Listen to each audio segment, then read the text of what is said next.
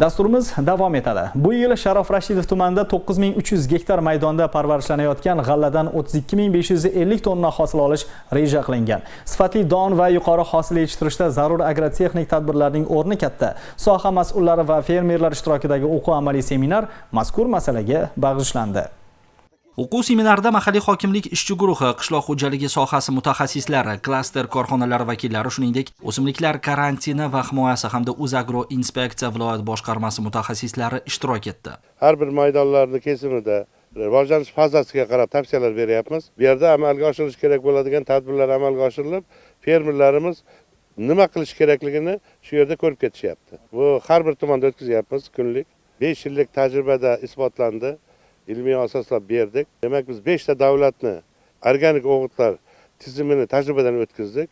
Bu Fransiyaniki, Xitoyniki, Rossiyaniki, o'zimizniki va Slovakiya davlatiniki. Tajribaning yakuni bo'yicha aminokislotali organik o'g'itlardan eng asosiysi yaxshi bo'lgani bu ikkita davlat bo'lsa ham Slovakiya davlatini organik o'g'iti samarali. Mineral o'g'itlarni 30-40% ga kamaytirib, hosildorlik 20-30% ga oshganligi bu tajribada isbotlandi. Seminarda asosan g'alla parvarishi bilan bog'liq agrotexnik ishlarni sifatli tashkil etish, zararkunanda va kasalliklarga qarshi kurash choralarini o'z vaqtida va sifatli amalga oshirish borasidagi ishlar tahlil qilindi. Shu bilan birga mazkur vazifalar ijrosi ustidan mas'ul tashkilotlar tomonidan nazorat ham yo'lga qo'yilgani ta'kidlandi. Namgarchilik yuqori bo'lganligi sababli g'alla ekinlarida zang kasalligi alomatlari ko'pgina hududlarda uchrab turadi, lekin hozirda Sharof Rashidov tumanida uchragani yo'q. 20-25 gradusning o'ziga zang kasalliklari alomatlari yo'qolib, g'alla ekinlaridan tark etishi ehtimoli juda katta hisoblanadi. Agentlik tomonidan har kungi monitoring ishlari amalga oshiriladi.